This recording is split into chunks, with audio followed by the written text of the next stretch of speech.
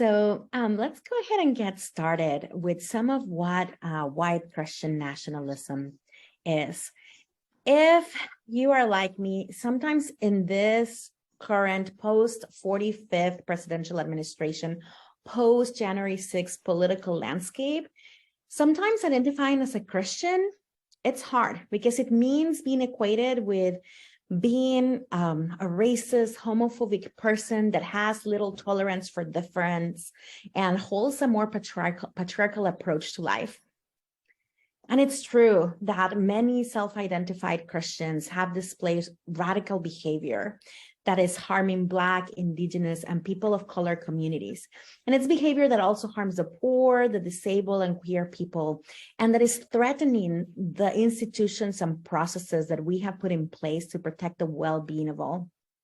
So I want to quickly dive into the white Christian nationalist ideology that congeals many of these behaviors and that is threatening the way we make decisions in the public sphere and how we show up as Christians in it. So we hear the term thrown around a lot, it's like everywhere you go, whether it's the news or in conversations, you're hearing white Christian nationalism.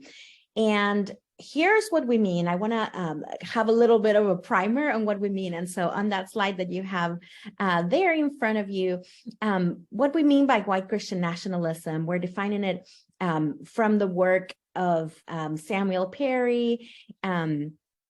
It is a cultural framework that idealizes and advocates a fusion of Christianity with American civic life. And so basically, it is an ideology that says to be American is to be Christian, and to be Christian is to be American.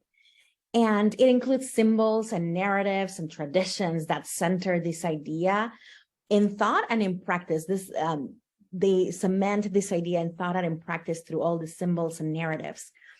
Another way in which we've seen white Christian nationalism being defined is that it's a set of beliefs that the founding of the United States was divinely inspired, or that God is invested in the success of the U.S., and that should manifest itself in political goals.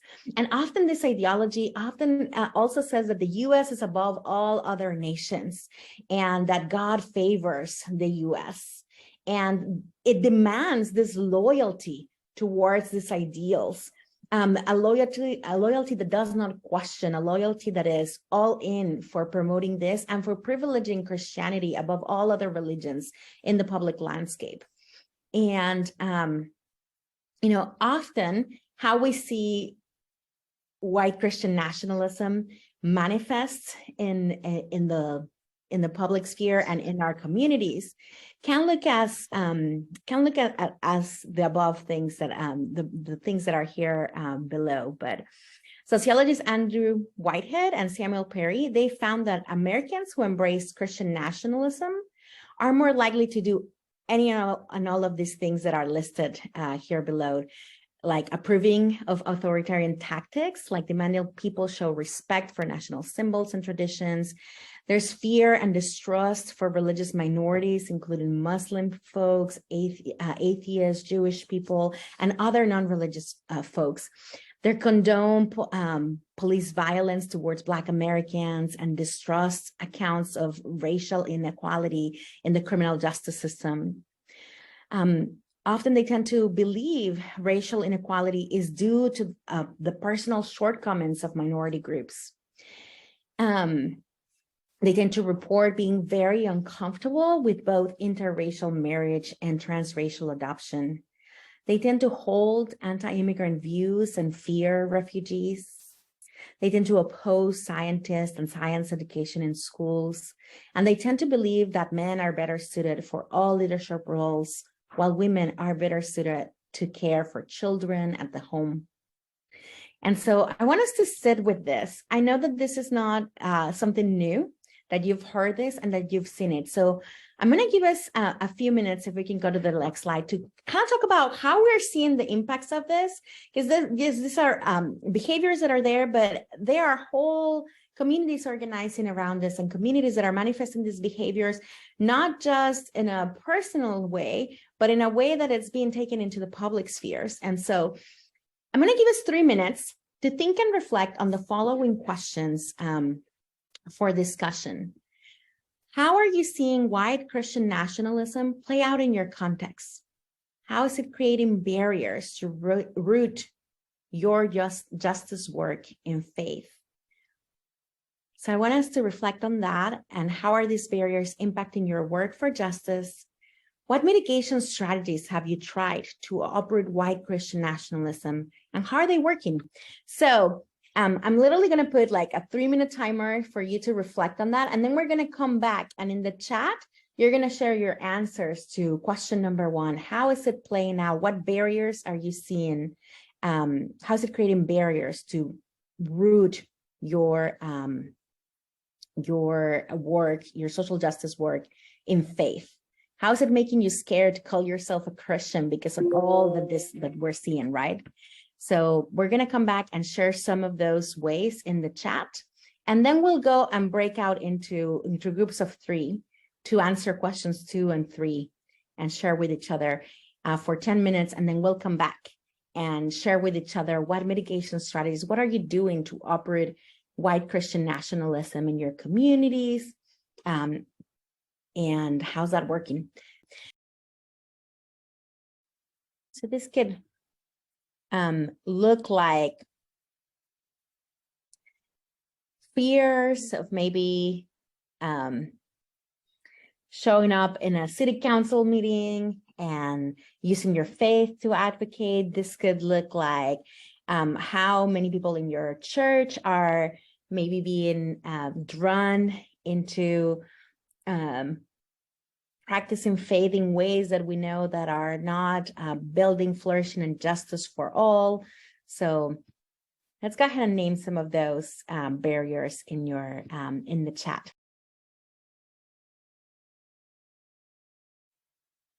So we see Dana that is surrounded by more Christian fundamentalist churches where the parents show up and challenging the local school boards, expressing that they do not want CRT in the school curriculum, but they want certain books removed. So she's seeing like a lot of people showing up in this and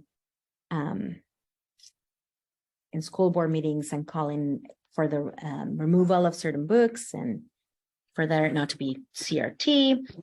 A barrier there is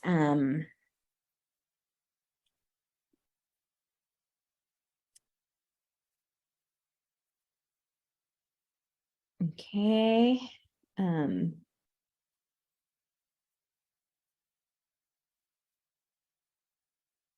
Okay, so Julie, you are you're in Thailand, but when you come home, oftentimes come home to conversations that feel old school with a lot of misunderstanding, judgments toward people who are different, even among some of your family that are Filipino, not white. It's like an ideology that has seeped into some of your communities. Reverend Moya, violence to the point we have had to have armed guards when our church is open. We have had the Proud Boys show up, bomb threats. The suppression of voices. People are more concerned with saving face as opposed to speaking out. There's backlash for speaking out that's impacting the ability to do other community activities. Reed continues to share that the idea that CRT it has been misunderstood. It's weaponized. It's similar to woke, right? There's a lot of fear or a lot of antagonizing of the word woke, of wokeness. Great. I want to help you hang on to those. We're going to go break into groups of 3 and discuss your answers to questions 2 and 3. How are these things impacting your community? And what have you tried to do that, to uproot those ideologies? What have you tried to have those hard conversations or to present different ideas at the board meeting? I want to help you hang on to those. We're going to go break into groups of 3 and discuss your answers to questions 2 and 3. How are these things impacting your community? And what have you tried to do that, to uproot those ideologies? What have you tried to have those hard conversations or to present different ideas at the board meeting? Good afternoon, good evening, good morning to you all. My name is Reliford. I am a social worker, and I also serve as political director of Sojourners. So as political director, unfortunately, White Christian Nationalism has been a huge part of my work, in part because we have clearly seen it on the ballot. This is a stat, but 61% of all Americans in this previous midterm election actually had an election denier on the ballot. Some of the most prominent ones that we know of are obviously Carrie Lake, Doug Mastriano, and Blake Masters in Arizona. Unfortunately, that's not just sort of the slice of the pie, not just folks running, but there were individuals, and we'll show a brief clip in a second, who are avowed white Christian nationalist and or Christian nationalist. One candidate, Marjorie Taylor Greene out of Georgia, even going so far as to sell T-shirts that say "Proud Christian Nationalist" on her campaign website. And so what this means is that we now have bad faith actors who are in our governments, and not just our national government. A lot of you guys have noted that these are really a concerted state and local effort as well to sort of shore up all levels of power with this theology. And this is problematic because white Christian nationalism and Christian nationalism at a much broader scale seeks to maintain a status quo that is exclusive to Americans and their lived experiences. And so what does that look like from a legislative standpoint? That means the continuous gutting of the Voting Rights Act. And that is a Supreme Court effort. So you have white Christian nationalists in the Supreme Court. You have folks who fight hard against a just immigration system. Because again, if you are a nationalist, then that means everyone and anyone that you consider to be part of that nation is deserving to be there. And so anyone else that doesn't fit in there does not belong in this country. We need to build a wall. Does that sound familiar to folks? It is also just inherently decisive. A lot of these policies, when folks talk about them, again, are exclusive of large bodies of individuals because they are essentially enforcing their ideal of what Christian values and morals are at a national scale, but looking at it through the lens of white supremacy, right? And we know as Christians and as an advocate of faith that anything that inherently divides is evil. And I want to root us a bit in scripture, so that way when folks say, "Oh, you're just talking," no. Here's what the word says, and we're going New Testament, but we could go Old Testament if we want to. But Romans 16, verse 17 clearly states, "I am warning you, brothers and sisters, to watch out for those who try to keep you from staying together. They want to trip you up. They teach you things opposite to what you have learned." A lot of us are saying that. Stay away from them. In this case, don't vote for them. People like that are not serving Christ our Lord. They are serving only themselves with smooth talk and words they don't mean to fool people who don't know any better. And that is exactly what is happening here. And this is the problem. Again, it's not just this is happening in my community. Oh, I don't want to go home because my family is going to be racist and they're going to say these things. That is now the people who are making decisions about who you can marry, who you can love, how you love, where you live, whether you live to survive or thrive, and if you can even come into this country. And so I just wanted to share this really quick clip with us. I think it's going to start with an ad, unfortunately, because capitalism, but I just wanted you guys to hear from the horse's mouth. This is what is being said. Really need to recognize the people they represent. Okay, they're voters, not the lobbyist donors, not the corporate PACs, not those people. That's not who the Republican Party should represent. We need to be the party of nationalism, and I'm a Christian, and I say it proudly. We should be Christian nationalists. We should be Christian nationalists. So I hope you heard that, right? It's not just us, and don't be gaslit into having folks tell you like, you're just making this up. You're just being anti-white. No. This is straight from the horse's mouth. And mind you, this is someone who is running for leadership of an entire party, who is going to, for 2 years, have abject power and authority to make decisions and decide who gets what, when, and how, if they decide to be generous enough. And so I'm going to speak a little bit more, but I just want folks to realize, again, that this isn't just an issue that Sojo Action is fighting in our communities. We are actively engaging and fighting in the halls of Congress. And so hopefully you guys will continue to follow us as we engage with this work and know that we are rooted in making sure that white Christian nationalism may be on the ballot, but it's not going to be in our laws. Hello, thank you so much. And I am Reverend Moya Harris. I am Church Network Coordinator, and I am the Director of the Fellowship Program here at Sojourners.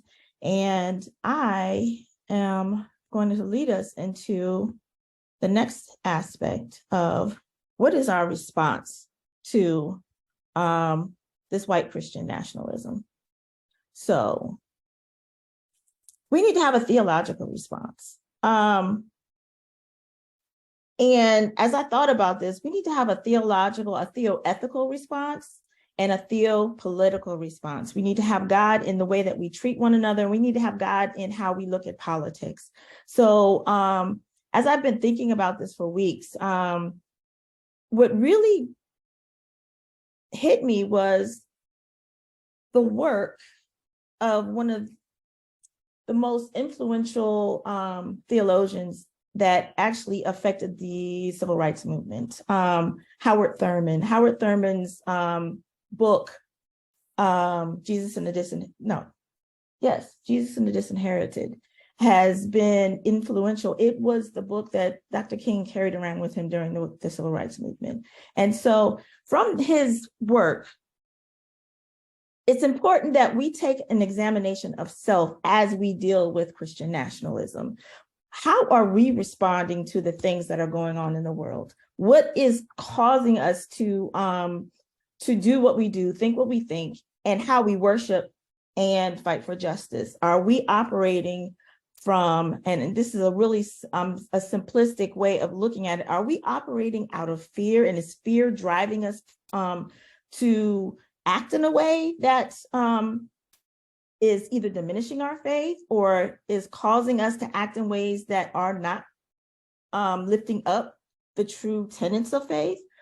Is deception causing us? I just want to pause in my little graphic there. I worked really hard to find something that would represent it, but if you're Gen X, you might know that that's like somebody stabbing in your back. So I'm thinking of the OJs. They smile in your face all the while they want to take your place, the backstabbers. But deception, do we operate in a place that we're manipulating people to come to the faith because we are trying to get people to not subscribe to Christian nationalism? And is that causing us to, is our soul being damaged from that? Yes, we're building up the numbers of people coming to our churches, but are we being deceptive in our actions?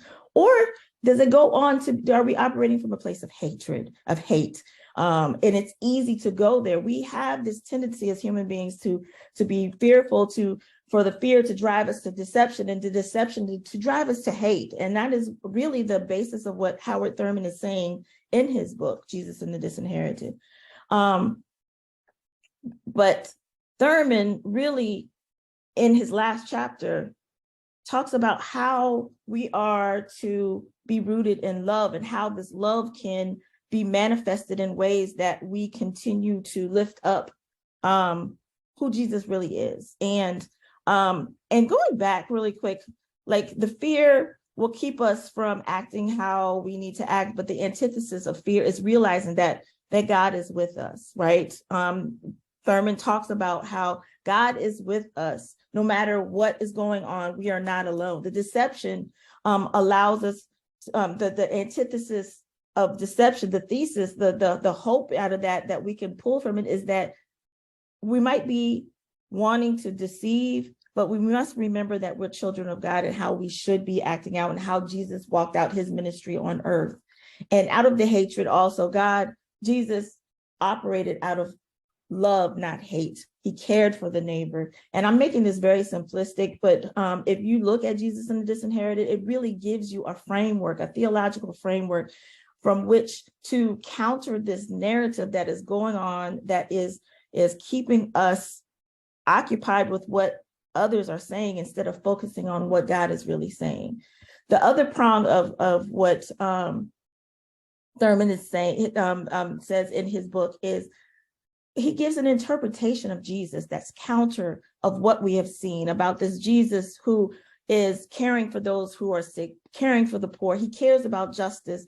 And if you look at the middle one, the interpretation of Jesus as a nationalist, wearing a flag, of having a crown that is steeped in capitalism, is counter of what is in the scriptures. So we have to be mindful of what is our interpretation and how do we even do this? How do we teach this in our churches? Are we being specific in how we illuminate who Jesus is, and how, and are we also doing our work out of love? I don't know if any of you have seen Black Panther. I'm not going to talk about the movie. It just came out. So that'll be another discussion, but we operate out of love, not as hate.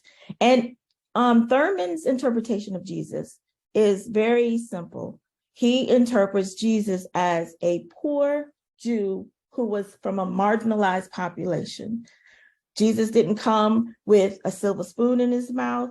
Jesus was poor and identified with the poor. Like James Cowan would say, it's God of the oppressed. He identified with those whose backs were against the wall.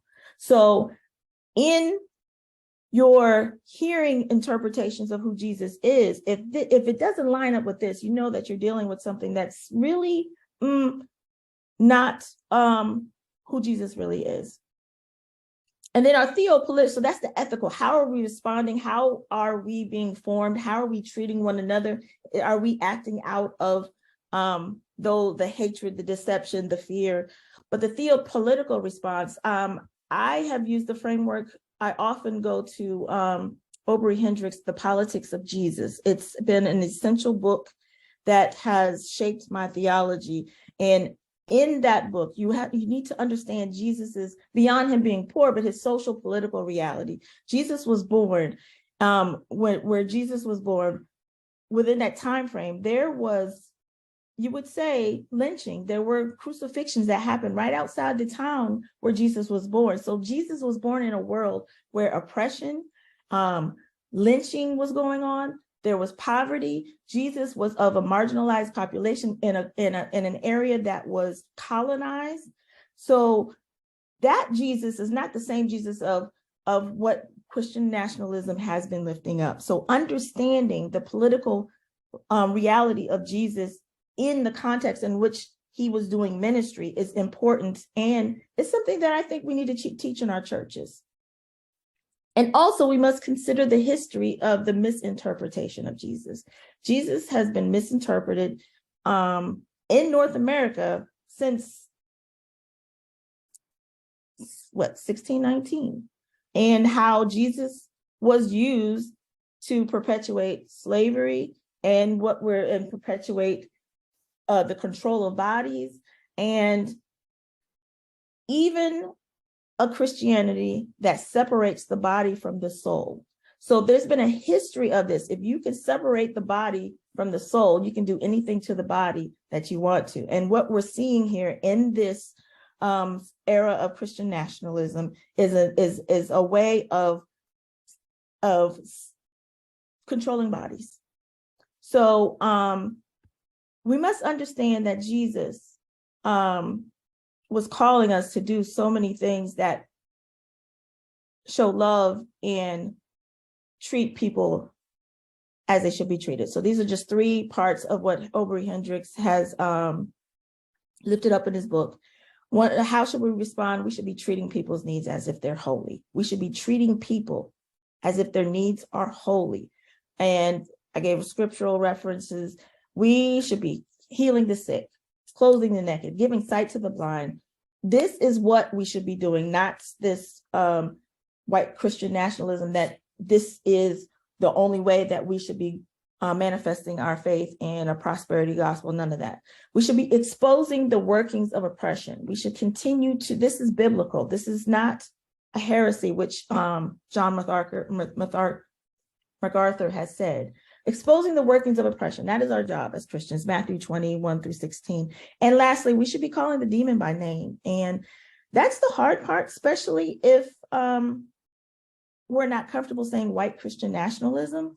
A lot of times we take the white out of it and just say Christian nationalism, but there is a white supremacy that is that is going on. So I hope that you grab these scriptures to further dig into this. I hope you look at some of the workings of Howard Thurman and of Aubrey Hendricks to continue to undergird yourself and perhaps make these some Bible studies that go on in your church. So I just want to give a huge shout out to Aubrey Hendricks, in part because Rev Moya put me on, and he has absolutely revolutionized my life. We have no affiliation with the Politics of Jesus and or Aubrey Hendricks, so this is not a shameless promo, but it is a great resource. And I also just want to, I'm really glad that Moya brought up what she was bringing up, is because really being a faith-rooted advocate is truly based, or in this context, a Christian faith advocate is really based on your understanding of who is Jesus.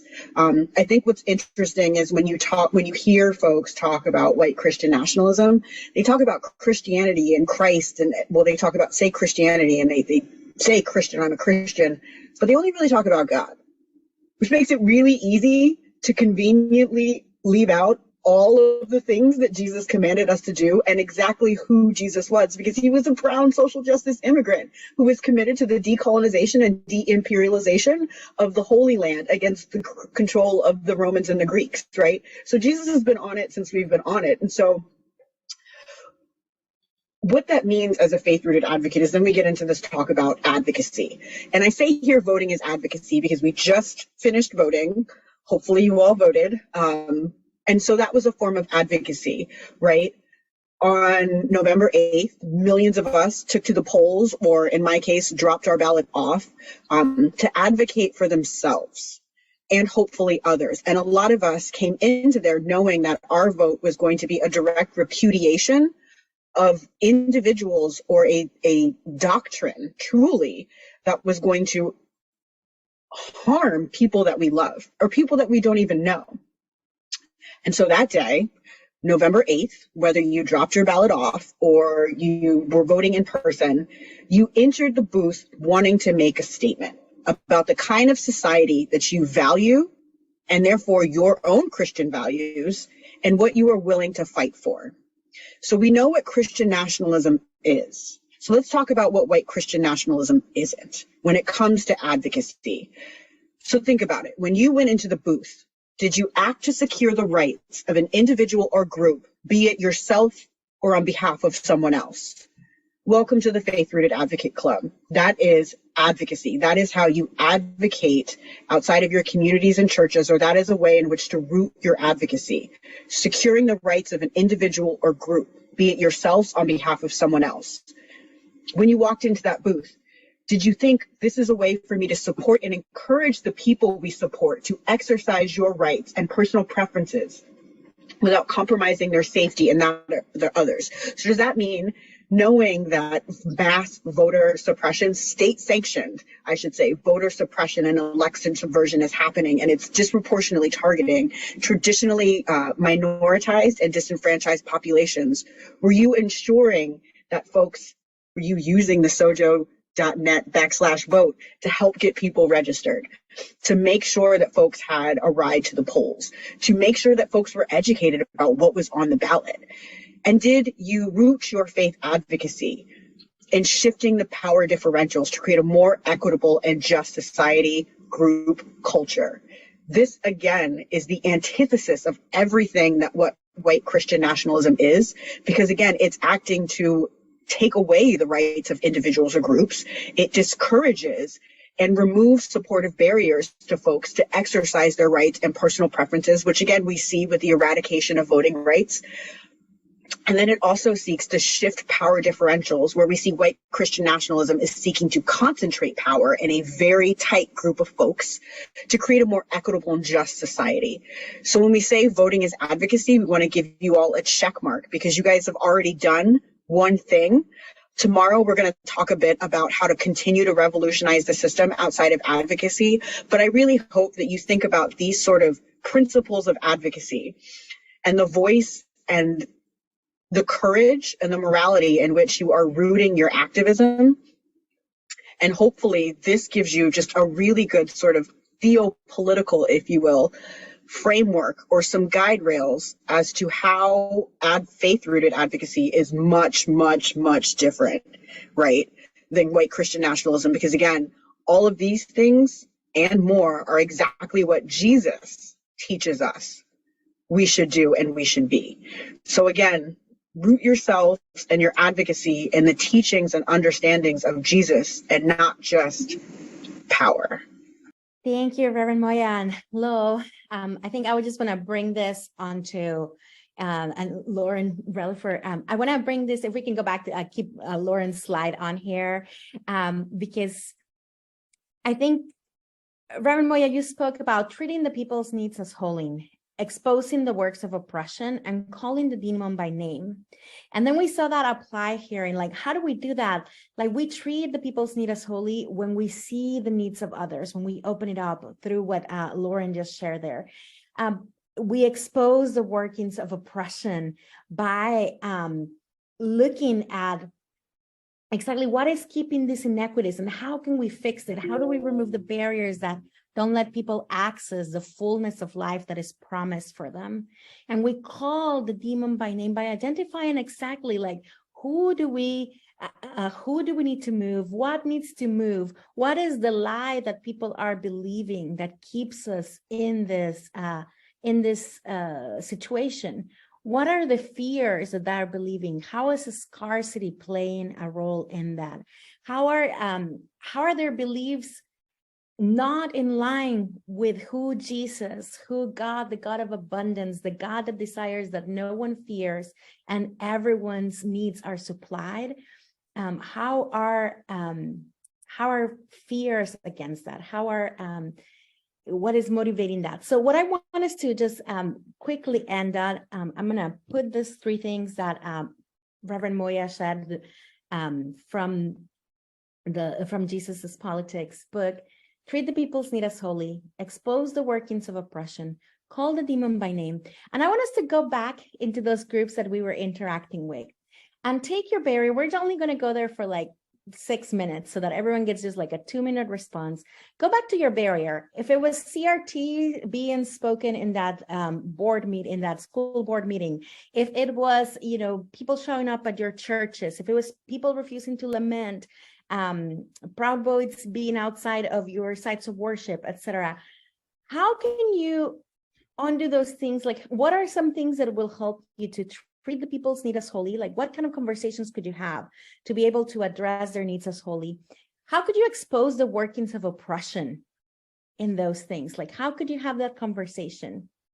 And how could you call the demon by name in those things? So choose your barrier from that earlier conversation, from those earlier barriers that you identified, and talk through how you might apply one of these three things. What would you literally say or do? What would it look like to call a demon by name in that context? And any remaining questions that you may have.